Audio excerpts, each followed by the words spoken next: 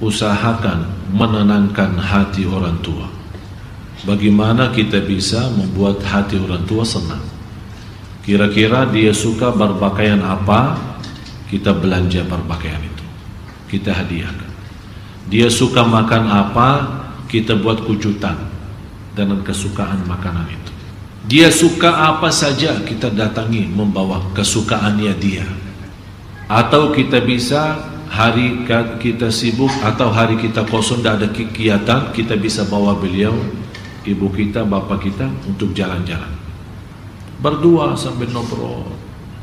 Mau bawa kemana anakku? Tidak ada. Saya mau senang-senang sama ayah, saya senang-senang sama ibu, untuk bersenang-senang saja. Subhanallah, amalan ini yang membuat hati ibu kita senang, akan Allah balas kesenangan kita dunia akhirat. Itu jangan main-main. Kita kalau datangi mereka, jangan hanya kita memberikan perhatian, mencium tangannya, kalau bisa cium kakinya. Tunjukkan kepada orang tua kita, biar orang tua kita non muslim, tunjukkan kepada mereka, saya anak bapak ibu, saya sayang, saya cinta mati. Untuk orang tua terlibat segala amal ibadah kita, diterima atau ditolak sesuai keridhaan orang tua. Yang dimaksud di sini orang tua yang kita tidak pernah mengecewakan dalam hal urusan-urusan sehari-hari. Tapi kalau orang tua memerintahkan kita untuk berlaku sesuatu melanggar agama kita atau maksiat kepada Allah, mohon maaf, tidak ada sami'na wa ta'na, tapi tetap mengucapkan yang baik, menjaga perasaan mereka. Bang, halaman saya tidak ada orang durhaka sama orang tuanya bisa husnul khatimah. Tidak bakal bisa. Yang durhaka sama orang tuanya terjamin su'ul khatimah. Ini pas lagi mau meninggal.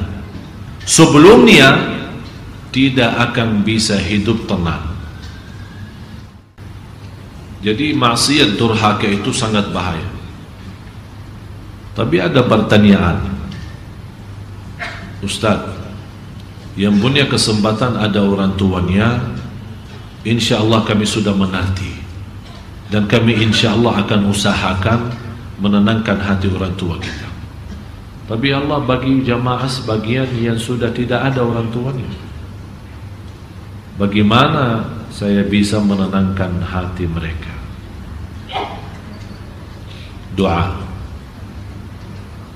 Yang menenangkan hati mereka adalah doa. Saya yakin bapak ibu selalu mendoakan orang tua yang sudah meninggal dunia. Yang hidup masih kita mendoakan, apalagi yang sudah. Hampir setiap hari, bisa jadi ada di antara jemaah setiap sujud mendoakan orang tua. Saya tidak pernah bersujud wajib maupun sunnah, pasti saya mendoakan orang tua. Malah saya mendoakan orang tua lebih daripada mendoakan diri sendiri. Ini menjadi wajib, seperti nazar saya. Habis subhana rabbiyal a'la, segera saya mendoakan orang tua.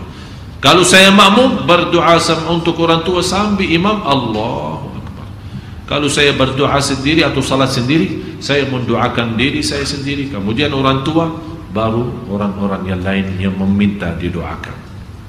Bagi orang-orang yang telah orang tuanya mendahului kita, tolong doakan.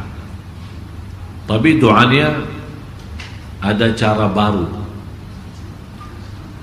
Jangan mendoakan mereka sambil nangis. Itu dulu. Kalau kita mendoakan sambil nangis, itu dulu, karena kita merasa banyak kekurangan kita. Tapi kali ini saya minta kita mendoakan orang tua yang telah meninggal dunia sambil kita senyum. Maksudnya apa? Apa hubungan kita senyum sambil berdoa? Karena saat kita senyum, kita merasakan orang tua kita mendengar doa kita, dan mereka senyum karena doa kita. Akhirnya kita merasa kesenyuman orang tua kita, disitulah kita balas dengan senyum juga. Karena semua orang, apalagi anak yang mendoakan orang tuanya, ada malaikat sebagaimana diriwayat Imam Ahmad dalam musnadnya dan yang lain-lain, ada malaikat punya tugas menantarkan doa kita kepada orang tua kita. Setiap mereka mendengar doa kita, mereka senang dan bangga. Apakah doa anak ke orang tuanya sampai? Jelas sampai. Malah kita semua sudah hafal, kalau anak Adam mati terputus amalannya kecuali di antaranya anak saleh yang, tapi ada orang bertanya, terus kalau anak yang duluan meninggal, apakah doa bapaknya sampai? Kan ini ada pertanyaan. Ada orang bertanya, ini anak yang mendoakan orang tua, berarti orang tuanya kalau meninggal duluan, anak saleh akan sampai doanya. Tapi kalau terbalik, yang meninggal duluan adalah anak, apakah doa orang tuanya juga sampai? Jelas sampai. Tapi kenapa tidak disebut dalam hadis doa orang tua sampai? Karena sejarah psikologi manusia, pasti orang tua mendoakan anak, tapi belum pasti anak mendoakan orang tua. Oleh karena itu Rasul mewasiatkan anak mendoakan orang tua supaya ada semangat. Karena tidak terjamin anak kita besok mendoakan kita. Tidak ada yang jamin. Oleh karena itu Anda biasakan diri mendoakan orang tua, supaya besok kalau memang kalau dipanggil oleh Allah kita duluan, insya Allah didoakan oleh ini Allah balas. Hal jazaul ihsani illal ihsan. Sesuatu kebaikan akan Allah balas dengan kebaikan. Saya minta lain kali semua jamaah yang hadir, kemana saja pergi, apalagi menuju ke majlis ta'lim seperti Sunda Kelapa ini, Anda punya niat 3. Jangan lupa 3 niat. Yang pertama, kenapa saya keluar rumah? Untuk apa? Menuju majlis, berarti nawaitu belajar. Ini niat pertama. Yang kedua, niatnya apa? Silatul rahim. Silatul rahim. Silatul rahim ketemu guru saya, silatul rahim ketemu jamaah yang saya kenal maupun yang saya tidak kenal. Yang ketiga apa? Nawaitu dengan berkah belajaran di malam ini, orang tua saya dapat berkahnya. Boleh juga selesai majlis, Anda berdoa, ya Allah, majlis kami malam ini saya mohon berikan pahalanya untuk orang tua saya. Itu boleh.